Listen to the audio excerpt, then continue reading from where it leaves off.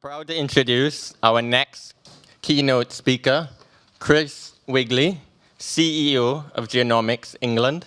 And I did have the privilege to get a sneak peek at his presentation, and I think we're all going to be a bit blown away today. So give a rounding applause to Chris.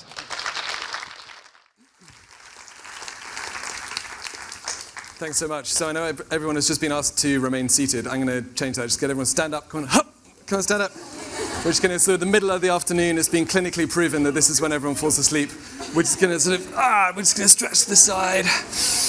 We're going to breathe, you know. Okay, roll the shoulders. It's all good. Okay, this is good. Here we go. Everyone's feeling better now. So I love this phrase about squiggly careers.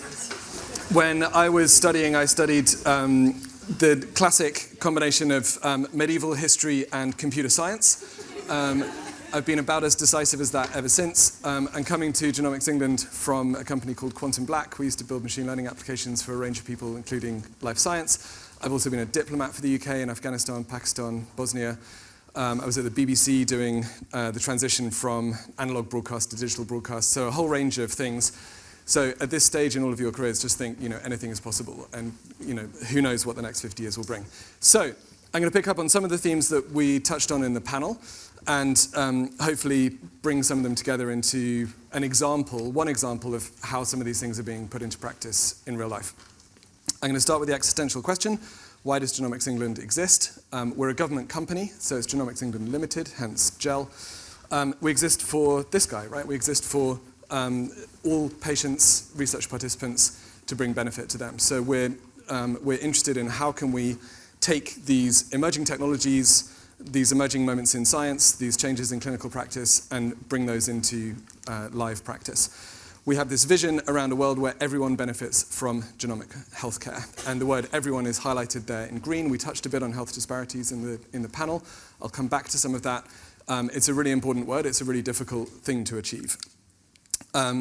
This lovely animation, I was going to say if Mark was still here, he would remember this when it was a kind of sketch on a whiteboard, tries to synthesize what we do in one diagram. So if we start with a patient on the left-hand side here, the patient goes to see a doctor, we're not sure what's wrong. We maybe take a blood sample, extract some DNA. Paula and Bobby and team do the sequencing, our partner at Illumina. We then get the data there, we run it through bioinformatics pipelines, we come up with some analyses and insights, we feed those back into the NHS, those go to the doctor who can then see the patient again. That kind of closes the first loop. And so that already is an incredible step forward in terms of understanding the quantification, on this theme of quantified self, of what is happening with that patient. And as Mark mentioned earlier, we can get to diagnoses for rare disease patients, and we can get to new actions to take for cancer patients. So that's kind of big thing number one. We can then de-identify all of that data, the clinical data, the genomic data, other associated data sets, and make it available to researchers in a trusted research environment. So this is a world in which researchers come to the data. We talk about an aquarium model rather than a fish shop. You can come into the aquarium, you can study the fish, you can learn about them, you can publish a paper in Nature about the fish. You can't walk away with the fish. We're not a fish shop, we're not selling fish. We're an aquarium, you can come and study the data. And critically, we can feed the insights from that research back into healthcare practice. Sometimes that's what we call a diagnostic discovery. So maybe someone has come through the left-hand side and they haven't had a primary diagnosis. We still don't know what's wrong with them. Research teams are plugging away on the right-hand side here, looking at all those data sets, finding out new things, and they can say, haha, this group of 13 people who didn't get a diagnosis, we now know what they have, we can feed back to the doctor, that gets fed into their treatment. So the more we do on the left-hand side, the more data we can generate for research. The more we do on the right-hand side, the more insights we can generate for healthcare. And that process of dragging the worlds of research and healthcare kind of together, and like a sort of school dance where you have kind of the boys and the girls and you have to try and somehow get them to dance with each other. That's basically the business that we're in, is trying to bring healthcare and research together and get it to dance. We do this in an extraordinarily complicated ecosystem in the UK. We've talked about the lessons of the pandemic. One of them is definitely that when this whole ecosystem pulls together, we can do extraordinary things. And that's a big part of the role that we play, trying to draw this ecosystem together to do real things that will really benefit patients and participants. who are the reason that we get out of bed in the morning. Everything that we do is for benefit to research participants and to patients, and that's kind of the lens through which we judge our priorities, how we pitch our projects, and so on. It has to be real. So what does this look like in practice? We have this unique partnership with the NHS. Genomics England and the NHS very much sort of joined at the hip in providing these services to patients. And genetic testing in one form or another has been going on in the NHS and elsewhere for a very long time, right since the inception of the NHS with sort of looking at chromosomes and so on, all the way through to today. We have the world's first nationwide whole genome sequencing diagnostic service that we provide in partnership with the NHS. And it's an area where England, the UK really are leading the world, and that's an amazing place for us to be. And then that leads to the question, okay, what's next? We've talked about all of these omics, right? Transcriptomics, proteomics, methylation, liquid biopsy, like Grail and Harpal and co. We're engaged in a process of trying to validate and then roll out this sequence of new technologies. So it's not a sort of static thing, it's a dynamic thing, and we keep moving forward. So the genomic medicine service that we enable with the NHS is principally around rare disease and cancer. So today, if you have one of, I think it's now actually 41 indications since this slide was written, it's moving very fast. Let's say that could be anywhere from intellectual development to cardiovascular to musculoskeletal issues. If you present with those conditions, you're now eligible to have your whole genome sequenced on the NHS. This has led to some really incredibly moving patient stories that we've heard about people who had set out to go fundraising because their kid is sick or their spouse is sick or whatever to try and raise the money to do this, and then they get told by their doctor, no, it's now available for free on the NHS. It's absolutely extraordinary that we can now do this. On the cancer side, you can see the types of cancer on the slide that we support. I think one of the most amazing ones is that anyone under 25 in this country is now eligible for whole genome sequencing if they have cancer. So sort of straight through, and that's generating lots of insights for them. I've talked a bit about this patient test sequencing analysis report and so on. The feedback loop here on the chart is demonstrating the kind of extra utility, the kind of, in machine learning terms, we might say like reinforcement learning opportunity where each thing that we learn feeds into the knowledge systems, feeds into the databases, so that the next time we try and do this, we're actually smarter than we were before. So actually thinking through kind of knowledge management and continual learning is a big part of how we roll these things out in practice. I'm not going to go through everything on this slide because it's a huge number of pieces that have to pull together to make this work. You can see some of the elements there. I do want to take quite a practical approach, which is a lot of this is really unsexy work. We talk a lot about data and machine learning and AI and so on. A lot of our conversations are literally, yes, we want to support whole genome sequencing for our cancer patients, but we need to freeze the samples rather than put them in formalin. We haven't got any space for a freezer. I mean, we could move the photocopier maybe kind of down the hall, and maybe we could plug in the freezer where the photocopier used to be. Like, it's basically 10,000 conversations like that is what rolling this stuff out in a large healthcare system actually looks like. It's kind of, where do we put the freezer? This plays out in human terms when someone presents in the system, in this case, Jessica, who you can see a photo of, with these symptoms, which for Jessica, for her parents, are extremely distressing. Going through that process, we just talked about, helps us to identify what's going on and the causal gene, and in this case, a treatment pathway that Jessica can go straight onto. The numbers on the right give a sense of scale, right? So Mark mentioned the 3.2 billion letter pairs in the genome. 6.5 million of those are different in Jessica to the kind of reference genome, and there's a whole scientific debate there that we can go into. You can then filter those to say which ones are rare. You can then refilter them to say which ones are going to cause a change in a protein, refilter to which ones are de novo mutations in her versus her parents, which is why we always sequence the patient and both parents. And then into the knowledge bases. What do we know about each of these 67? How can we get, it's the sort of Sherlock Holmes process, right? What's actually going on here that we need to go through, not in a sort of handcrafted, kind of knitted kind of way, but in a industrial way. We need machines to do the heavy lifting on all of this. This is proving hugely impactful for patients, which is hugely inspiring. If anyone wants to Google the Genomics England Research Summit 22, which is the GERS there, there's lots of talks from practitioners in the NHS about how this is working. So where next? If that's sort of the left-hand side of the infinity loop in healthcare, what's happening on research? There's this explosion, this kind of Cambrian explosion of data and data types at the moment, right? But the way that I try and simplify it for my simple brain is there's different types of molecular tests, and there's different types of multimodal data. We've talked about some of those. I'll touch on some of them some more. And maybe the third axis on here, which is not on the chart, is just the volume. So the volume of this is just growing every day. So high variety of data, high volume of data. So how do we deal with that? All of these ohms, right? When I joined Genomics England, I said, okay, there's only two problems with the name Genomics England for our organization. One is the word genomics, because it suggests we only deal with DNA, and the other is the word England, because it suggests that we only think about England. But we decided not to change the name. But all of these types of insights about the body that we can get from DNA, from RNA, from proteins, from the metabolome, and so on, are coming more and more into live practice. So we already have this national scale DNA diagnostic service going on. We've just gone back for 6,000 of the participants in the 100,000 Genomes Project who didn't get primary diagnoses to do transcriptome and proteome sequencing to try and get that diagnostic lift there. We've also talked about some of these other types of data that we can bring in to this through wearables, through social determinants of health and so on. And we work with people like the Office of National Statistics and other sort of major data set holders effectively to bring in new features into the model. I guess my background is in sort of data and algorithms and machine learning and so on.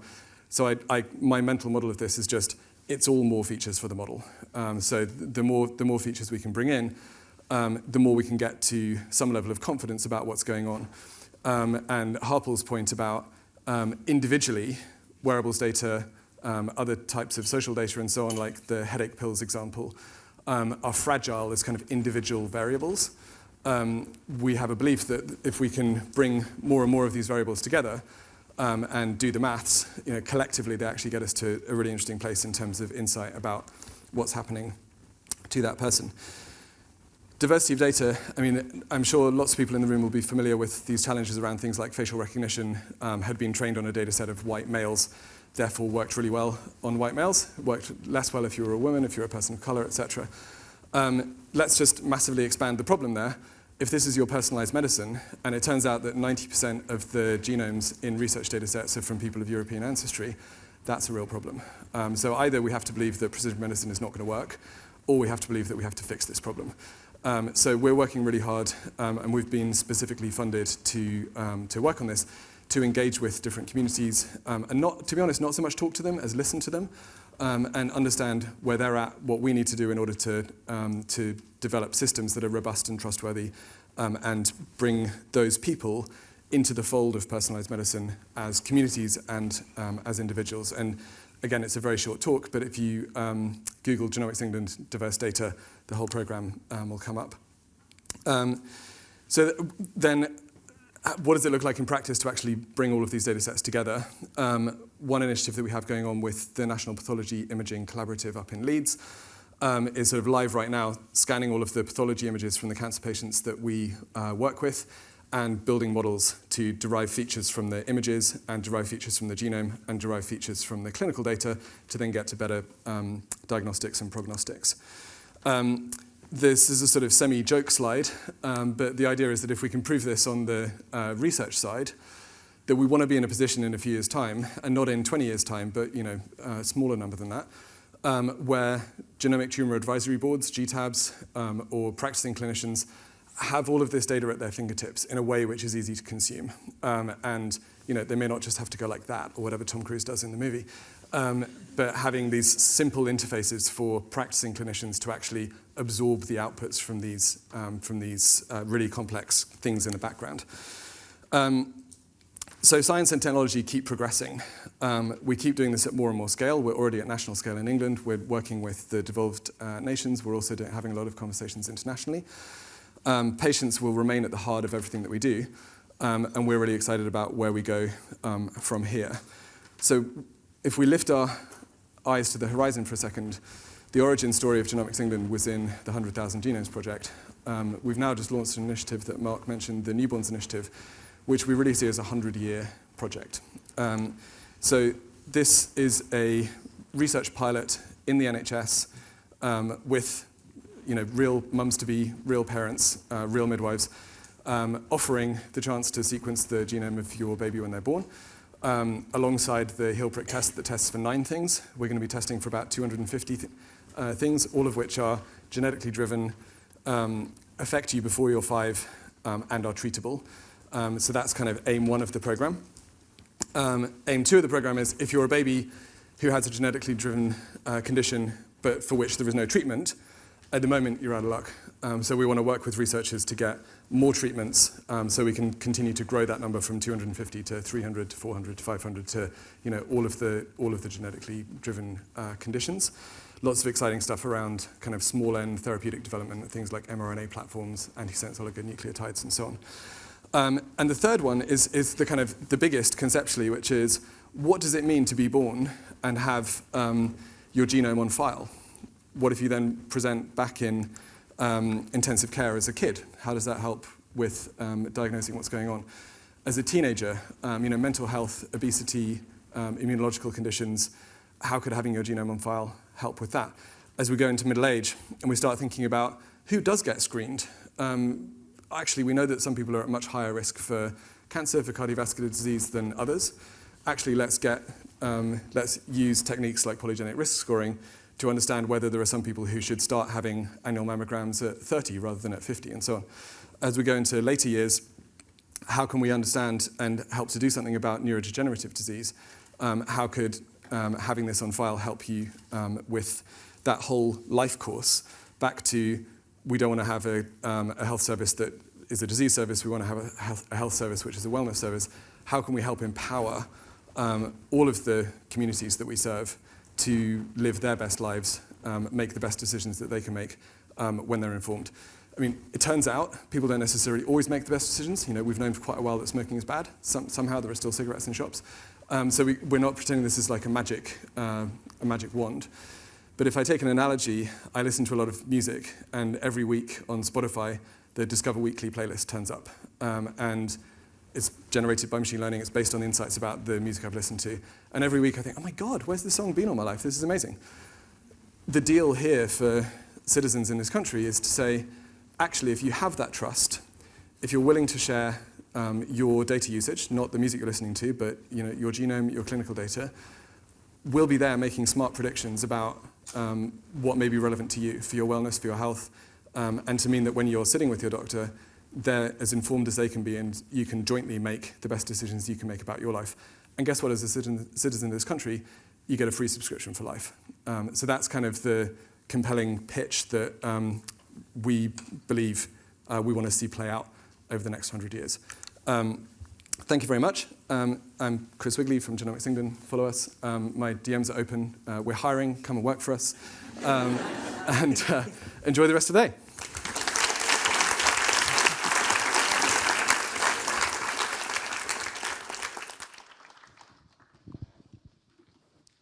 Closing remarks? Yeah, so thank you for that. It was a very informative background on genomics and how data is being used. And so we're going to open the floor up for questions, I believe. Oh, I think it's supposed to be a break, but I'm super happy to take questions. It's up to you guys. yeah, okay, just one question, potentially. Make it count. Okay, just stand up and introduce yourself. Hi, I'm Duncan. I work for the MRC in lab operations. So I was really excited that you pointed out that a lot of the lab stuff you do is actually kind of boring and prosaic, because that's kind of what I do every single day. Did I say that? Maybe that's my interpretation. I don't know. But yeah, I mean, my experience and how I kind of got into lab operations from research was during COVID, where I kind of particularly noticed like those gaps between like diagnostics and sequencing, that when you kind of evaluate the whole process, it wasn't necessarily that efficient or streamlined. So I'm just kind of curious what tools you've kind of used at Genomics England for that. Like, I found like Lean Six Sigma and inspirations from manufacturing particularly useful. I'm just kind of curious on your take. Yeah, it's huge. And so, I mean, there's a 3-hour conversation here, but I'll try and do the 30-second version of it. We work really much in partnership. So the key partnerships that matter here, one is with Illumina & Co. We have a at-scale sequencing facility in Hingston, which is run on all of those kind of Six Sigma, operational excellence type principles.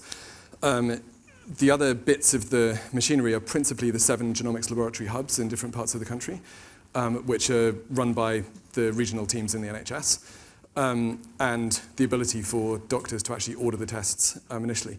And there is just huge heterogeneity. And so we've partnered with some of those regional genomic laboratory hubs to do things like map workflows, put ourselves in the shoes of the user, go through their day, understand where the pain points are and so on, and try and address a bunch of those. But today it really matters whether you're in hospital A or hospital B, what your experience as a doctor is with these tests. Dr. Rich Scott, who's our Chief Medical Officer, is at Great Ormond Street Hospital. It takes him about 5 minutes to put one of his patients through the process. Our Deputy Chief Medical Officer, Dr. Ellen Thomas, is at Guy's and Tommy's down the road. It takes her about an hour because it's 3 paper forms for consent, it's 3 paper forms for the blood tests, it's and so it's hugely heterogeneous. So we very much try and apply all of those pieces. We're working in partnership, and the big transformation of the NHS, sort of digital transformation that Tim Ferriss is leading, is an absolutely critical enabler for everything we've been talking about today, not just what we do. But taking the kind of manual and painful steps out of these processes is critical. It's like the sort of freezer point. Yeah. Okay. Yeah. That's all we have time for. So.